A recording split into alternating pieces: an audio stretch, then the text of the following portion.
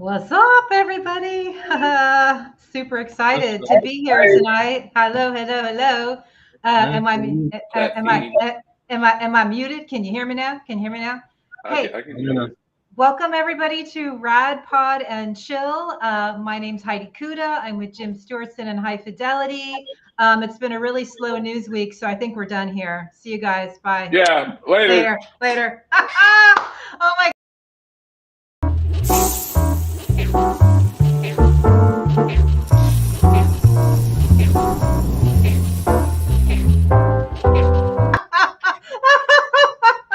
We're done. Oh my God. So actually it's been quite a scene, man. Why don't you guys kick it off? I got a whole lot of shaking going on around here, including earthquakes and floods and craziness. But why don't you guys bring us up to date? Oh, sorry. I don't know what happened today. Fucking Donald Trump got an inmate number. Fuck the mugshot, right? what I'm infatuated with. Yeah, I'm gonna find the inmate number and I'm gonna read it because. And while you're doing that, I'm gonna show people his ugly ass fucking mug because fuck that guy. I'm going to show you my beautiful mug. Oh, you're a mean one, Mr. Man. Trump. Man, you're off to jail now. Yes. Wow. No more. I'm going to tease our friends because I've got a beautiful mug, and I'm going to be telling them more about that because we have a friend in Florida who likes RadPod and is going to be giving our viewers some cool stuff. So this is a beautiful mug. That was a scary mug, and the lighting was so bad all week when the mugshots were coming out that it was probably the best time for him to have that really fake tan, because if he didn't have that fake tan, can you imagine? Oh my God. So yeah. I don't even want to. P0113509. Wow. I feel like that's got to be that song. P01135. Yeah. What was it? 3509. P0113589. Oh, nice. Well done. Well done. Yes, So, we have a song for Trump's number. Hey, so, who was else in the news this week that I thought was kind of cool? Guess who else was in the news this week? This guy. I mean, okay. Yeah. Thanks to Jim Stewartson. Thank you, Jim Stewartson. Yeah. And then somewhere down here after all the ads, well, no, it disappeared. Oh, no, you got to read more. Yeah. Nope. Just read more. There we go. I mean, like, we got it gets the one before it too, which is a good one too. We got Jim's in the news for some reason. Crazy. Crazy. Man. Yeah, there's been a number of articles written about that, and look, as there should be. The thing that is the downside of it to me is that is like the least of his shit, right? Like. Right. And I don't mean that. I don't mean to undersell. I know what you mean. Distortion, but he's literally waging war on his fellow citizens every day, right? Yeah. Beyond the rhetoric, beyond the hate, beyond the things he fucking says, he's literally planning the overthrow of the United States of America in plain sight all day long, literally with like. I just go through them one by one. Here's how he's doing it. Here's all the people. Here's the fucking paramilitary. I mean, it's just in front of us. So it's very good that he gets some negative attention about being an anti-Semitic Nazi. And I said it. I know you did. I need somebody in goddamn power to recognize that that fucking Nazi is also trying to overthrow the government. Because guess what? That's what Nazis do. That's what the Nazis did. They overthrew Weimar Germany, and they instituted a fascist fucking government. And has anybody seen the plan for 2025 or whatever, where they're going to fucking dismantle the government and institute fascist rule in America? That is the plan. It's literally in black and white by the Heritage Foundation. Go look it up. This is what we're facing. So yes, it's great that we can go after, Flynn for Holocaust distortion. Awesome. But I need somebody in the fucking press to figure out that the biggest story in American history is right here in front of them, and it needs to get stopped. It needs to be shut down. And that's why I am currently in my TED Talk, and we're only like 5 minutes in. So we got so much. Speaking of Nazis, hold on. Speaking of Nazis, can we talk about another one? Oh. Ronan Farrow. Yeah. Talking about Mr. Elon Musk, which I think it was a nice start. Ronan, give me a call. There's some things you missed, but no, that's good. People, Ronan said something. Well, go ahead. You talk about Ronan. I'll talk about Ruth.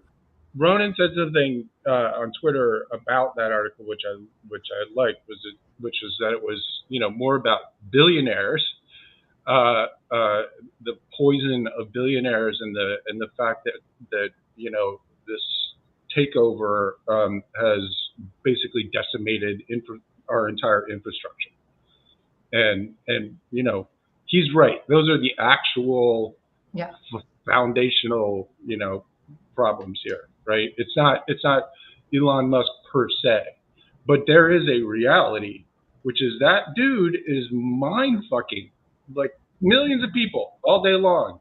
Some of the stuff that's coming out of that side of things is dark, like just pure Elmo stuff. It's real weird, man. That guy is not. So well, let's keep in mind that they're suing the Center for Countering Digital Hate. Like Elon Musk is going after Imran and people who expose online hatred and offer refuge for people like us who face it. You guys went right to the frickin' piss and vinegar. I mean, I want to celebrate. There's a lot to celebrate, but before we get to the celebratory stuff, go to my Twitter feed and grab that before we get to the celebratory stuff, I do want to say that it was very important that your work was repurposed by the Jerusalem Post, by Forward, that you also got, I believe it was Lawrence Tribe quote tweeting, Auschwitz Memorial Museum quote tweeting your work, and I believe also a 4-star General McCaffrey. So it's important, because even though it's not what you want, which is this man doing a perp walk immediately because of the dangers that he and his network possess in America, and the dangers that they stand for, but it's still a big week for the kind of exposure that he's been trying to evade. And I gotta say, look, I'm not complaining. I mean, there's easily 200 million impressions across the media, just about this. And yes, any of that exposure is good. Yeah. But I also want to, in some ways, combat the notion that this guy is just crazy, right? Right, of course. He's just some wacko Nazi out there just saying Nazi shit. No. This stuff has a very, very specific, organized, and psychological purpose. Yeah. It is all very, very well orchestrated and planned, and he's been doing it for 7 years. He knows exactly what he's doing. So yes, the pointing out the symptom, which is him saying Nazi shit, is good. But the disease is that we have a psychopath who's still getting paid $200,000 a year by the U.S. goddamn military to do what he's doing right now. So I want to say I had a long talk with somebody today in a different country who lost a family member to all this shit, to all this shit, to all the stuff that is being pushed by Elon Musk, by Mike Flynn, by this libertarian crap. And when I say lost, I mean lost. Brilliant, brilliant family member goes down the rabbit holes, becomes radicalized by all the people that Jim's been warning about for 3 fucking years, and ultimately becomes addicted to this shit in really negative ways, because there's a lot of funnels that people are funneled off into, and could not see a way out, and ended up taking his own life. And so there are so many stories like that you can pin right on the narratives that these people push. So if you think that Jim is a bit feisty, there's a reason for it. How many more people do we have to lose to radicalization before something is done? Other countries are doing something about it. Pekka told us Finland inoculates kids in preschool. So we had Keir GIles on this week. It was an incredible interview with Keir once again. And once again, we are saying to the Western leaders, where are you? Why are you not standing up to disinformation, radicalization, Kremlin ops? If you trace all this shit back, it's, it goes back to the Kremlin and the Fifth Column in America. And by the way, I wasn't joking when I said with Prigozhin allegedly down, who is the obvious general to fill the uniform? I'm not kidding. That's how every time I see a picture of that man, I just wonder why he's not already in a Russian uniform. Because he's a spy. That's his job. As you tweeted this week, you are tired of hearing Putin's words come out of that man's mouth. And our audience knows what we're talking about. I am tired of Putin threatening my country with Mike Flynn's mouth. Yeah. That's what I said, because so Flynn has been on this jag, in case you guys haven't been following me, where he's talking about black swan events. Yes. He's talking about apocalyptic events that will very specifically prevent the 2024 elections. It's always tied to the elections. Right. Like, he's got no other sort of theories about it. It's just like, well, there's a lot of nuclear things going on, and there's a lot of this, and nice country you have there, but it'd be a shame that something fucking happened to it. It's literally what he's saying out loud over and over and over again. He did it the other day at this bar. It is shocking. And it's just over and over and over again. And he's literally threatening the 2024 elections because, and this is the good part, because he doesn't think he's going to get there. He does not think that the elections are that there's going to be elections for him. And so he's just going to say, well, okay, fine, then nobody's going to have an election, right? And at some point we're going to have to take the shit seriously. We take it seriously here.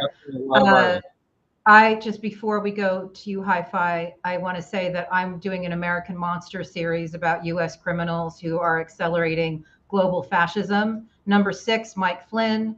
Number 5, Steve Bannon. Number 4, Donald Trump. Number 3, Roy Cohn. Number 2, Roger Stone. Number 1, Paul Manafort.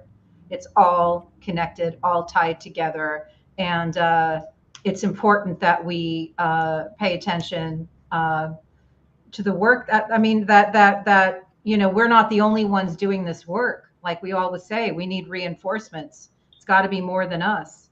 Hi-Fi.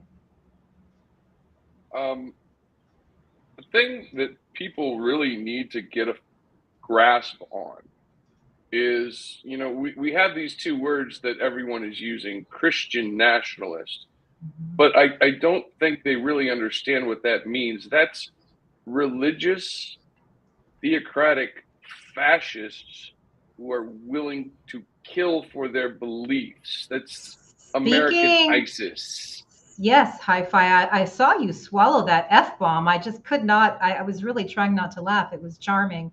I must say, Leonard Leo is under investigation, according to news that broke yesterday from Politico. Martin Scheel, ex-Fed, did a guest op-ed in Betty Dangerous, which is very worth reading. But I think that's a big deal, and I want to make sure that we discuss it before moving on, because I don't want that important story to get buried. Because the overturning a Roe, we can pin right on him, and who funds him and who supports him, and how did he get a $1.6 billion, chunk of cash as a person who runs nonprofits? I mean, I can go on and on and on about this guy. Stopped, Merrick Garland. Yes. Jim, take it away. I'll take it for a second.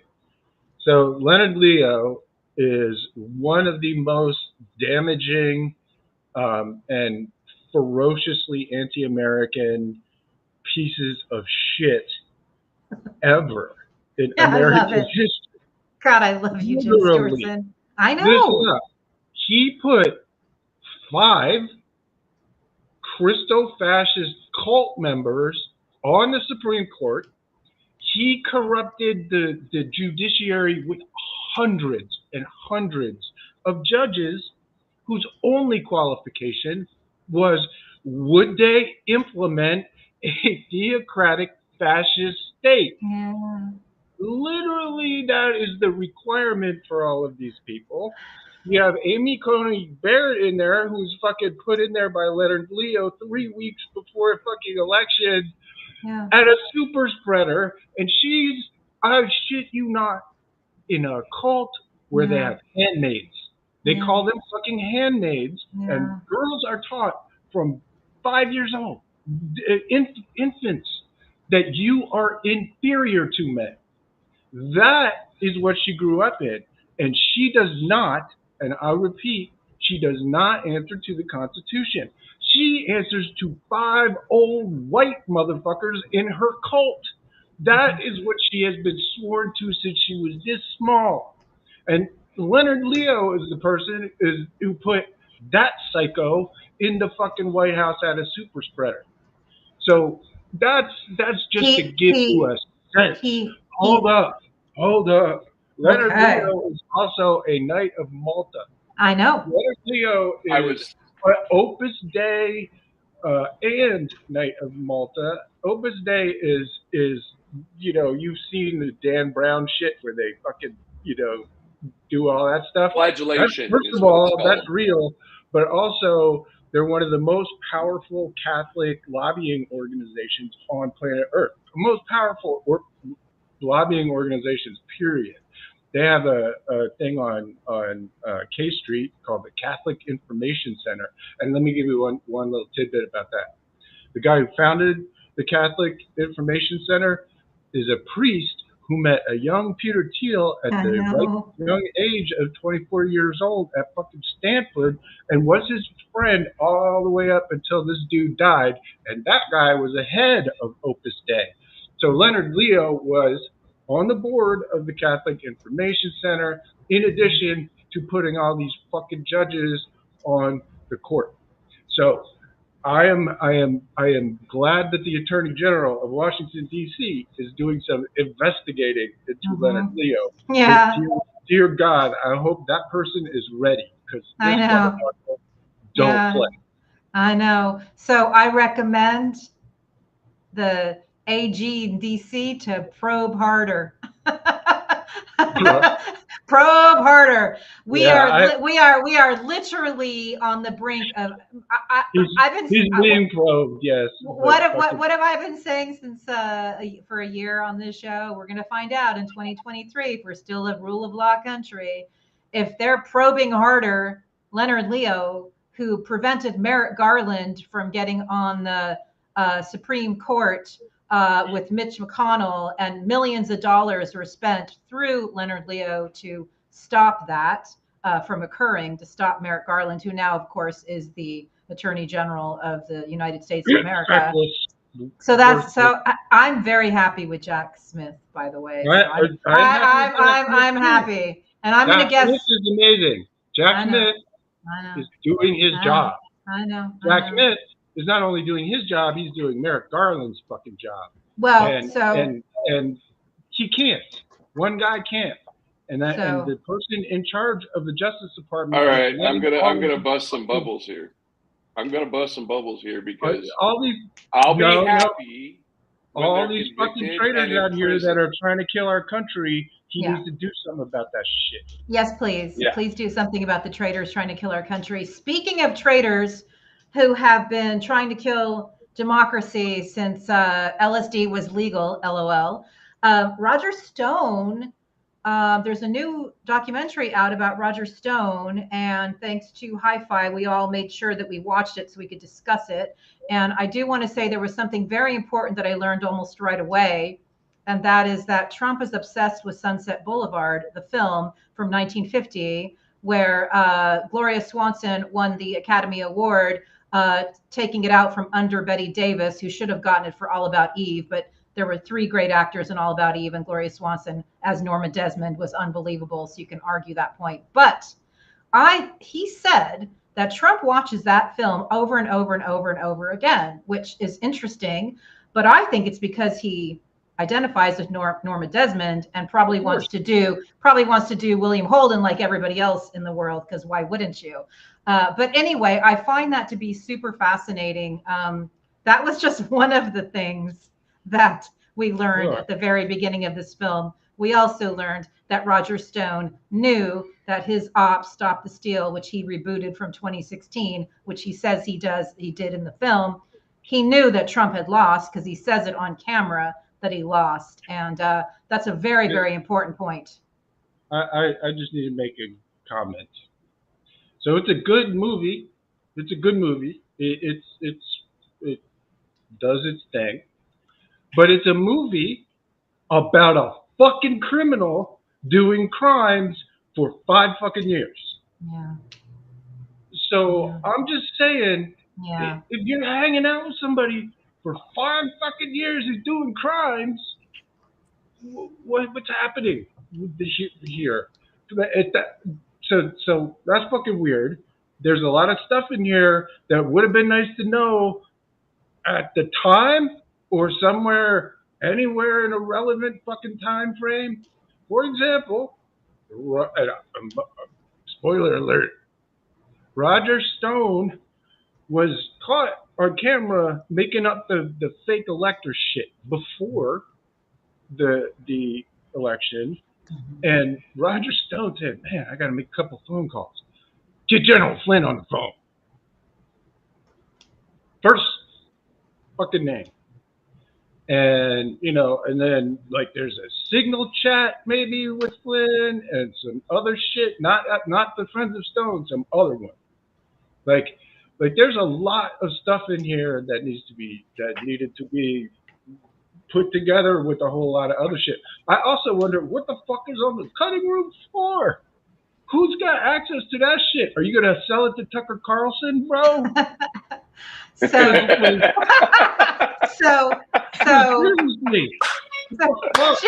Jeff, I'm grumpy because I love you, man. And I put a clip on the thing. The guy got mad at me, and I don't like that. I want people to know stuff. Yeah. Hey, it's not always about you, and that is an important movie to watch. And I don't know.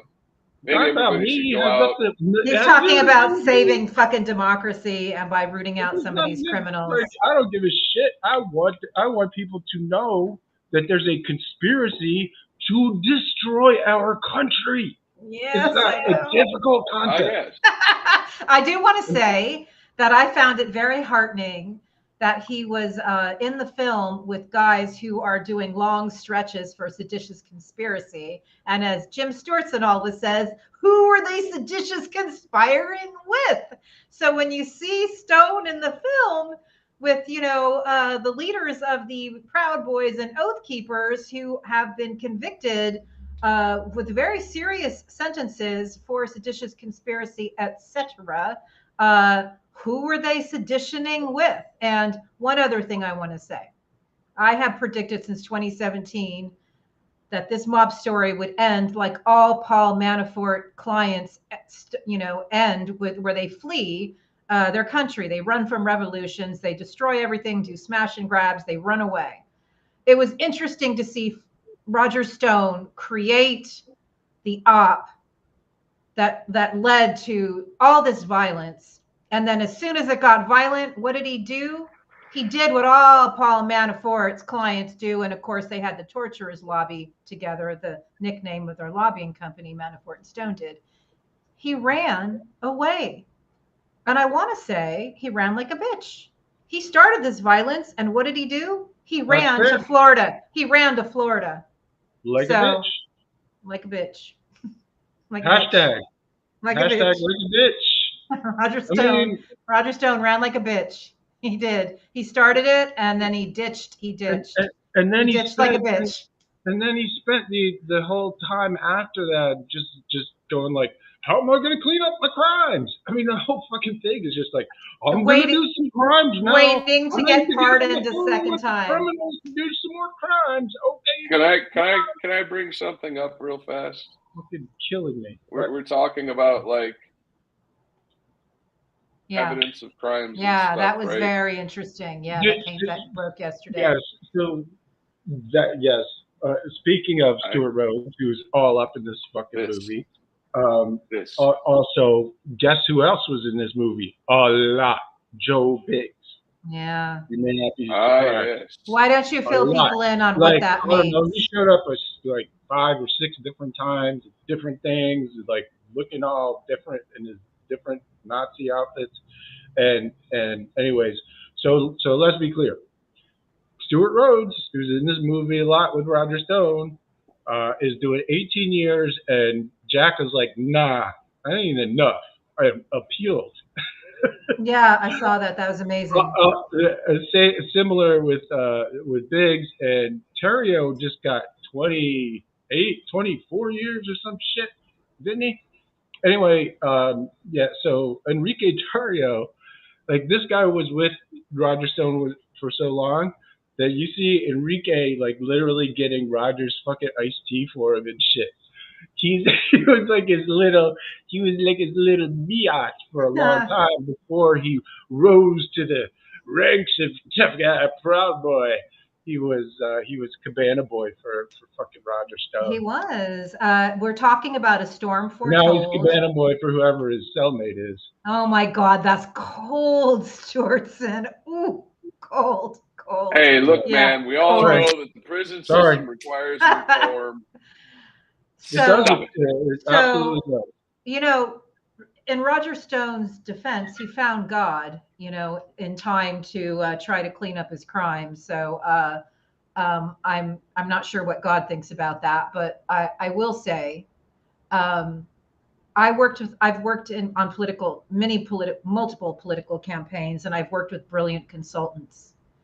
And in writing about Roger Stone in American Monster #4, I recognize this man has brilliance. Unfortunately, he's been using it for fucking evil, and then calling people patriots who back what they do. And it's just, it's a misuse of the word, number one. And number two, it's like, what happened to him that made him hate democracy so much? Really? Taxation? Like what else? Like what the hell? It's distressing to me because he gets up there, performs for audiences while his director of communications counting the cash in the background. And I wonder, does he believe what he's saying? Because he seems to, but then in the same breath, he says Trump lost. So I don't know what he believes. But he has been a malignant boil on democracy's ass for 50 fucking years. It's he's a professional rat fucker. He professionally fucks people. That's his entire That's his existence. thing. And so you can just, everything that he does can be put into that context. He doesn't believe in anything other than what is in it for Roger Stone, right? That's, in my opinion, is entire belief system. Like when you get to that level of messianic narcissism, and there's like just a few of these guys, like like Musk is one of them, Flynn is one of them, Roger Stone for sure is one of them. Like I don't think there's any boundary line between what they believe and what they don't believe. It's all just raw material for them to benefit themselves. It doesn't matter whether it's actually true or not. It just matters whether it's going to benefit them. So if it's true, awesome. If not, who fucking cares, as long as I get paid for it. Well, we did see that he turned on Trump at the end in a very vicious, virulent, sociopathic way. So clearly, it was quite a fucking very, very revealing. It's one thing. It's one thing to be upset about your candidate. That's normal on campaigns. It happens. You're going to war, and it happens.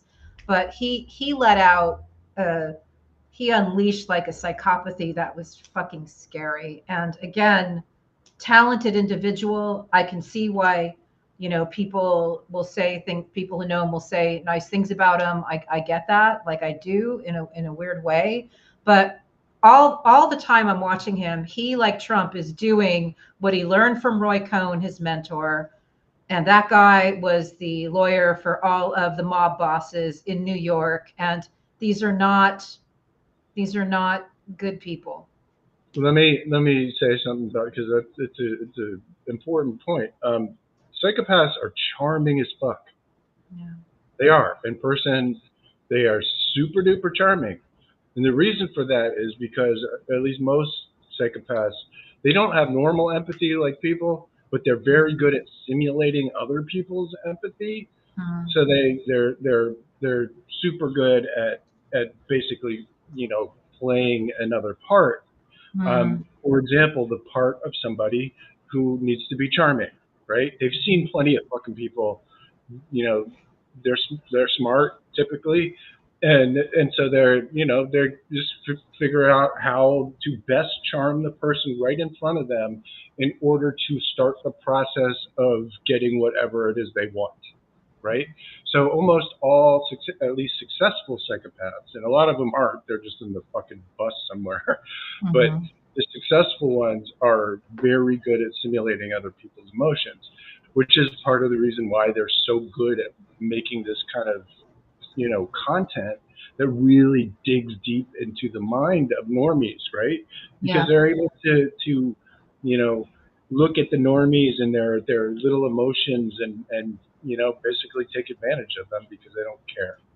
It really makes me want to run Keir GIles' original clip that we've been airing over and over again, the 84-second one, but we should probably work with some new material. Although there's an 84-second clip, which I will retweet right now in real time, which shows what some of the most virulent Russian propagandists have in common. And it really speaks to a lot of what we're talking about. And also, Pekka, our friend from Botnik Soup and Soup Central, just did a really good mice explainer. It's like a 6-minute clip on YouTube, which I recommend people watch as well. Mice is not everything. That's the acronym for money, ideology, compromise, and ego, which is why a lot of people are willing to do what they do. But when you look at the history of Paul Manafort and Roger Stone, and you look at the clients that they had, which were the most brutal dictators in the world, like murderers, killers,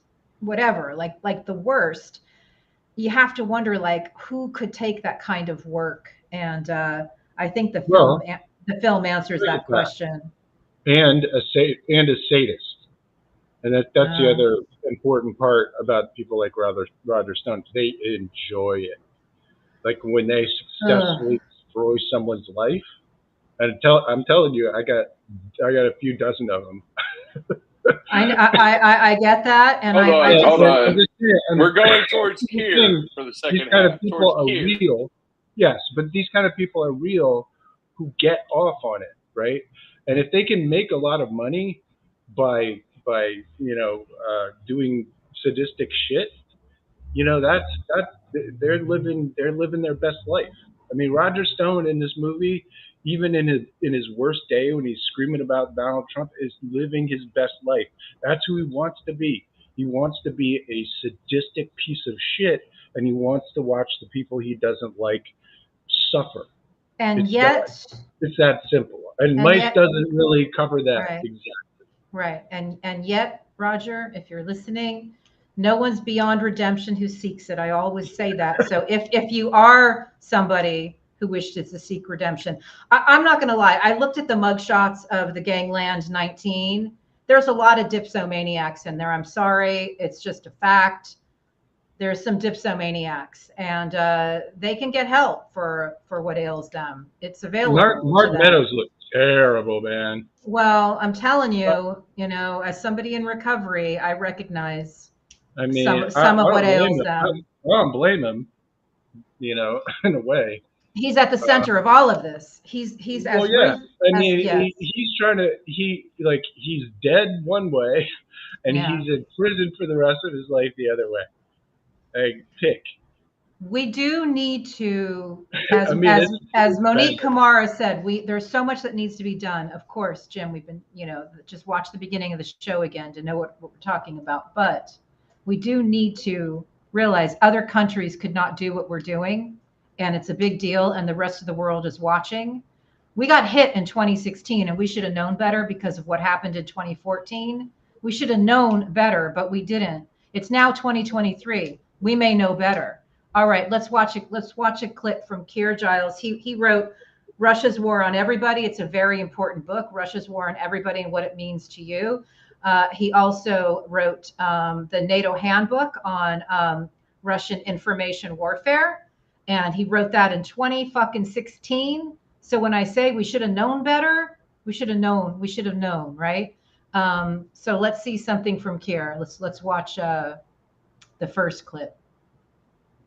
Up until now, Russia has had no reason to stop and think that there is any preferable path to trying to reassert itself as an empire and to carry out these military adventures, trying to conquer its neighbors, because fairly consistently, since particularly the end of the USSR, it's been successful in doing that. It's been successful in trying to reassert itself in its neighborhood, and it's found time and again that military adventurism actually brings benefits which are far in excess of the costs. So in Moldova, in Georgia, in Crimea in 2014, it works.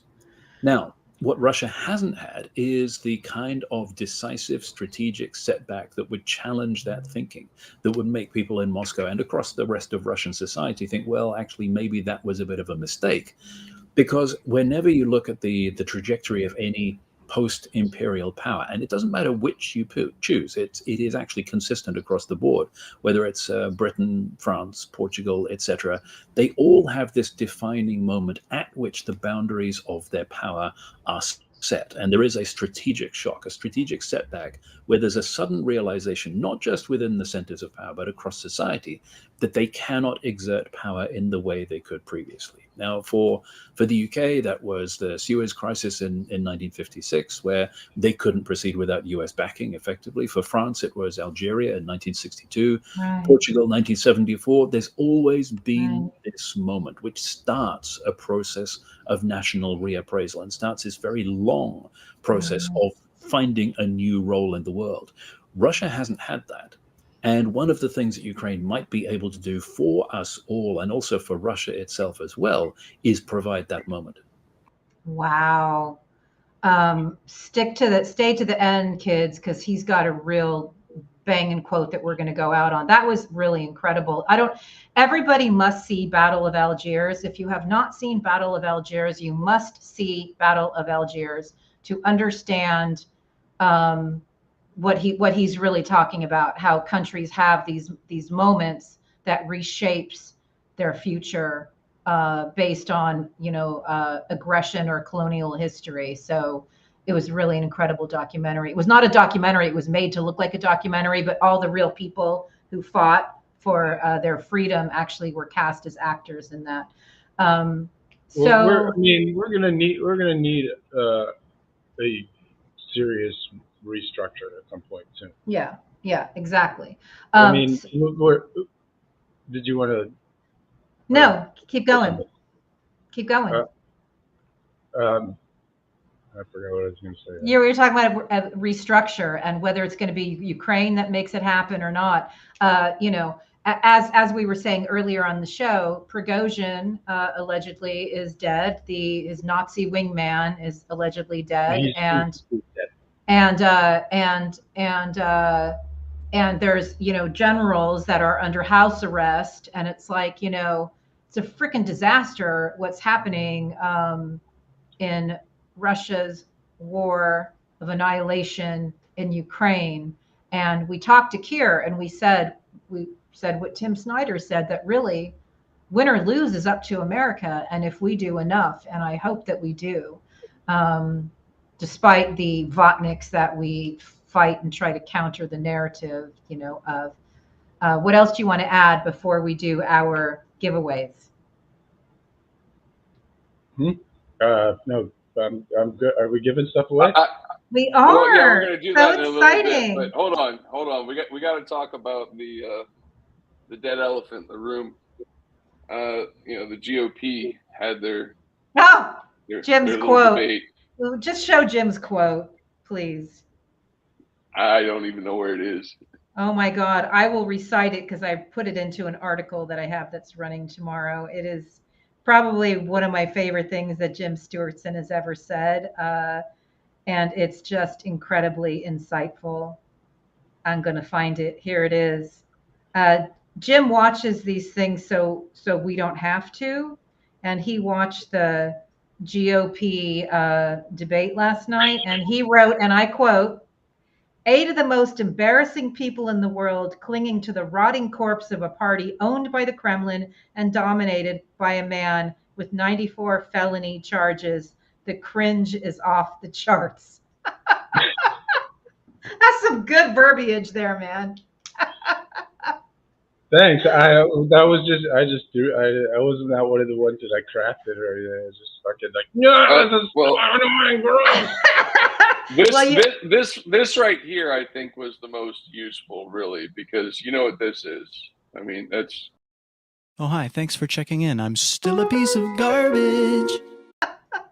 Can I tell you? Get ready on that fucking button again. You ready? I mean, not yet, but you'll see. Not yet. All right. So Vivek. Yes. Vivek Ramaswamy. Yes. Vivek Ramaswamy. I can't even believe I would say this. Used to run an experimental COVID biotech for George Soros. Right on. Right on. So weird. So weird. So, and then what happened?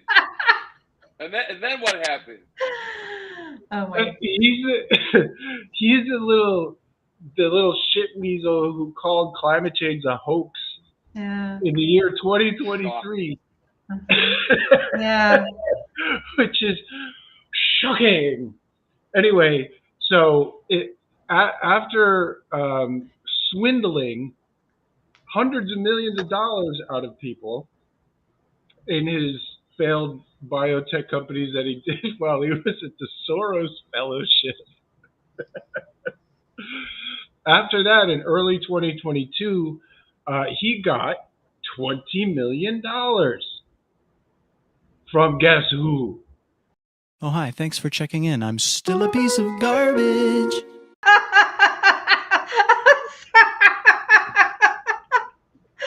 Oh my God. Right there. I love it. Also, yes. It don't get old. It don't get old. Also, JD Vance gave money to shit weasel Ukraine climate denier fucking anyway. He just seems to me like this week's George Santos, you know, like it's. So listen, the cult loves this little shit. They love him because he's all combative and he's super Trump. He's never touched. I mean, he would never have gone near Trump in a million years before, right? Until all of a sudden he got $20 fucking million, and now he's super Trump. Mice. What you know? You do a little. You type the name in and you type fraud, or you type the name in and you type scam, and you'll find something. You'll find something. You'll be like, oh shit, look what happened. You don't even have to look. Oh, so I have a hashtag for him. Soroswami.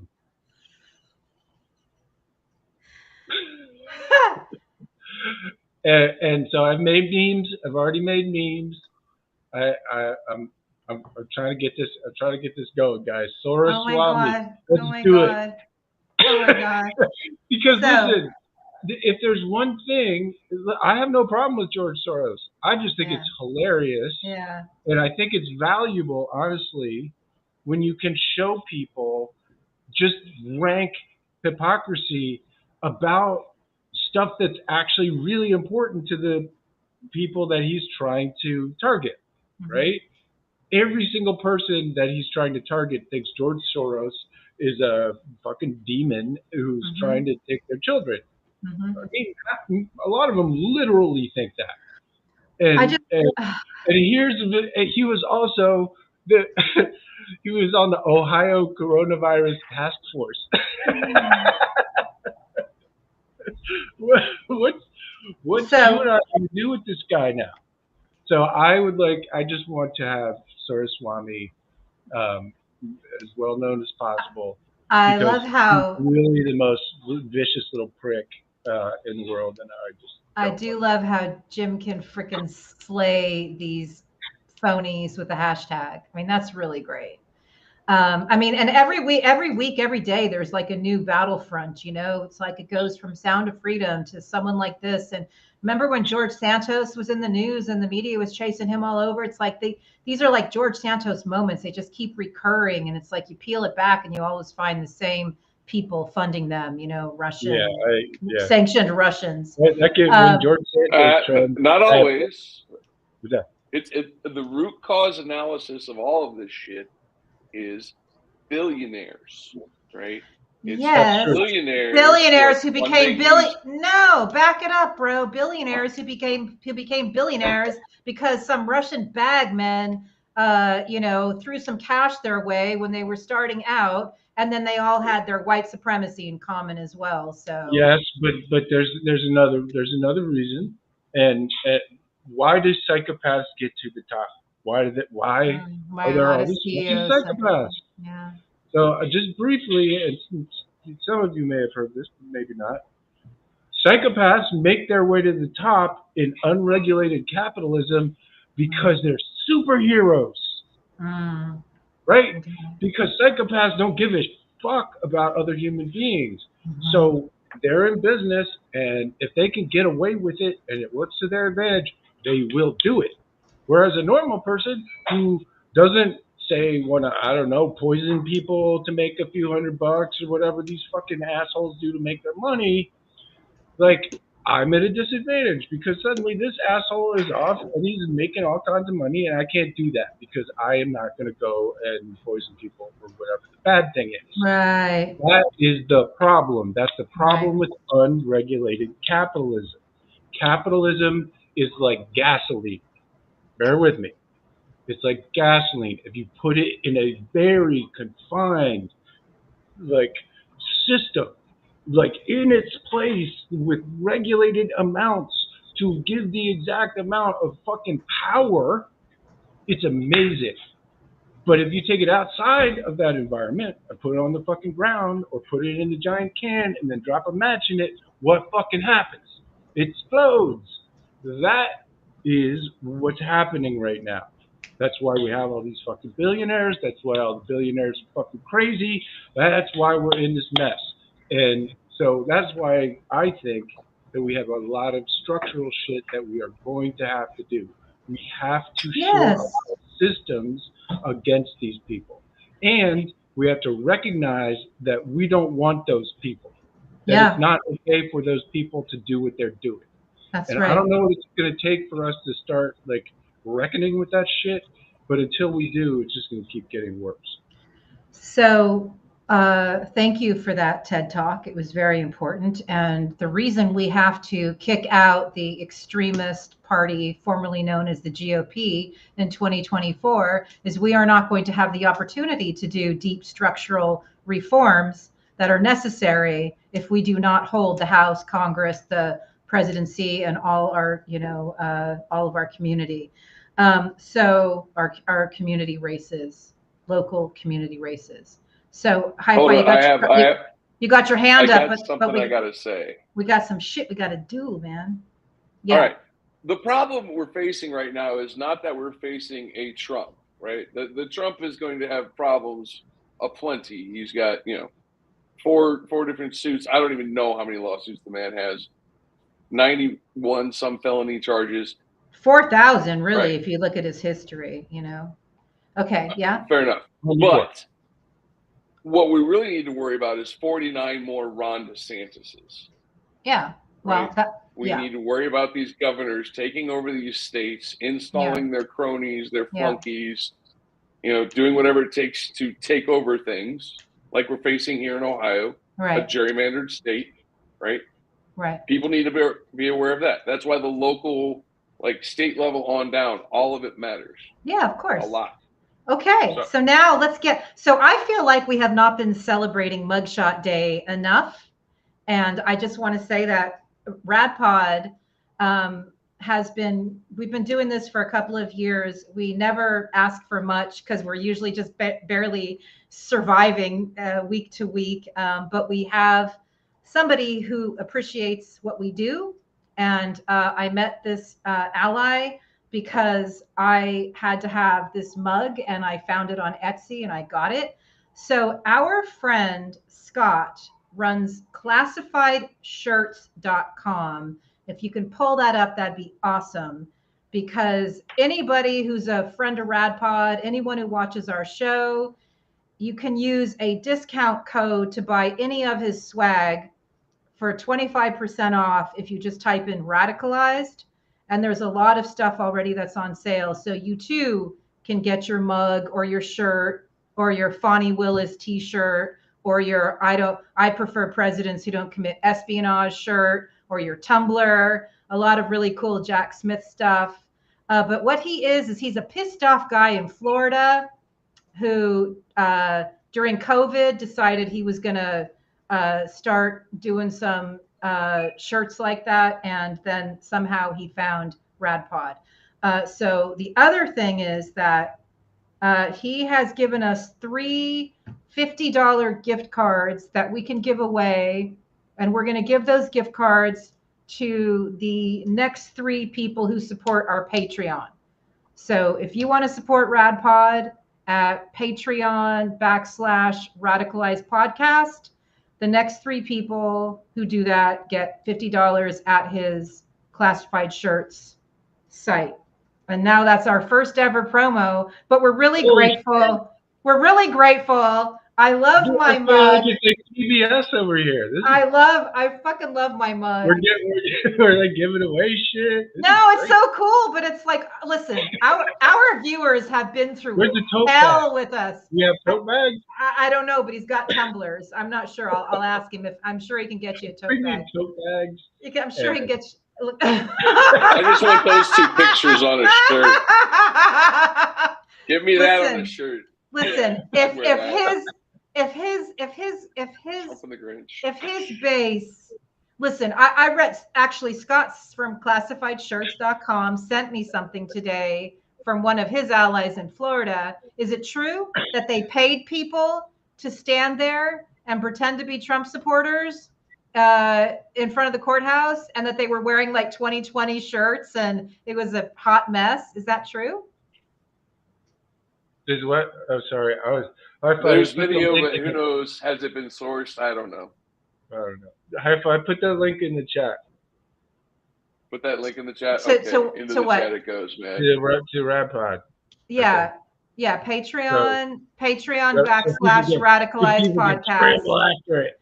But no, It's a it's race. cool. You So get now to see, everybody's gonna run away from our fucking podcast and go try. come on. free shit. But here's the thing, even if you can't afford to support us, we understand that. We're glad you're here, but you can still get 25% off on your cool Do we have on your cool fuck promotion? Trumps. Yes, if all they do is a discount code where they type the word radicalized in, and the shit's already on sale. Not shit, Scott, but your cool stuff's already on sale. And then they can still get another 25% off. Yes, it's radicalized. It's awesome. He did that for us. Yes. You know how this all happened? I got the mug on Etsy. Lindell. I got the mug on Etsy, and then guess what happened from there? The Etsy's like, please do a review, and I'm like, I hold the mug up on my podcast every single week, and he found me, and he's like, is your podcast radicalized? Because I think I really like it. I'm like, really? You like radicalized? And he's been sending me. He does a little investigating shit on the side. He's been sending me all kinds of stuff about Roger Stone and Florida. And I'm really excited because we have another ally who just turned out to be a pissed off American. He's really in the hot seat in Florida. And many of our friends are in Florida, and we love all of you because we realize that you are facing the beast like head on with DeSantis there. And there's a lot of work to do. I mean, Can we do something with this with classified shirts? I don't know, like a throw rug or something. Yeah. Oh my God! What are we gonna do with it? Like a throw blanket you throw on your couch. Oh, hey, there's the fashion. Oh, it's blanket. I don't know. Well, like a blanket, something. I don't know. So what haven't we dish talked towels. about? Once they hold start, on. once the dominoes fall, then maybe. But I'm not Hold wearing on. that motherfucker Hold on. What I just want to make sure, because I don't really take notes for Radpod and Chill, but there's a lot of stuff that's been going on. I think we covered most of the important bases. We got the dipsomaniacs in Mugshots. We got the explosive we were probe. having all kinds of great banter. We could have just kept going. We had the explosive probe on the anti-democracy wrecking ball of Leonard Leo, the plane that was shot down carrying Prigozhin. So that's really cool. I think one thing I'd like to do is have our friends get to hear more about what Keir GIles says we are doing wrong when we try to understand what's happening with Russia and how we can do it right. I'd love to hear that, unless there's anything else you guys want to say. Well, I was so moved by this week, I made a little piece of art. So after we watch Keir, we'll watch a little piece of art. And it's not going to be Hitler farts in a jar again, is it? No, it's not Hitler farts in a jar. I don't think I can do that again. I think it's actually rather tender and touching. Oh God, then I know it's going to be terrible. Okay, all right, maybe, whatever. Maybe not. But hey, we should. Let's talk to Keir real fast because I think that's important before we go. Yeah. And there it is. You have taught me not to ask binary questions when it comes to the why of Russia. Can you please just give me a great summary line that I can take back to, our various communities on that, so people can stop being so shocked at the bad behavior that continues? The great question of why is Russia? I think it's something we talked about in our last conversation that is one of the keys to understanding what we're up against. People think of Russia as a threat from our time, a threat from possibly outside our area geographically, but nonetheless existing in the same century as us. If instead you consider Russia as a state which is from the middle of the last millennium. Think of it as a state that behaves like it was in the 1500s and hasn't developed since then, either as a state or socially, particularly in the relationship between the leader and the country and its subjects. Then so much more of what Russia does, whether it's in its international relations, whether it's the way it treats other countries, whether it's the way ordinary Russians are capable of behaving when they arrive in Ukraine and commit atrocities against the people that are supposed to be their fraternal Slavs. It all makes so much more sense if you think of it as a society which simply has not evolved in the same way as others over the last few hundred years. He's just so fucking dope. Look, we need links. Put the links. What? I don't know where the merch stuff is. No. Here, I just make Radicalized podcast. They could email us. You right? can't. They don't. Right, People okay, don't. That doesn't work. Okay, so I'm going to say it one more time. For those who wish to get 25% off on Classified Shirts merch, go to classifiedshirts.com. All right, type in radicalized as your discount code, and get some swag, some Fawny swag, some Jack Smith swag, some I prefer my presidents not to commit espionage swag, tumblers, cool stuff. Those who would like to get the $50 gift card, he gave us 3 of them, where you can get some cool swag on him. Just become one of our Patreons.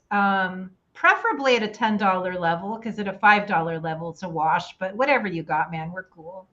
At Patreon.com/radicalized podcast. If you go to patreon.com, type in radicalized podcast, you'll see the beautiful artwork of Sean Connor, and you'll know you're in the right place.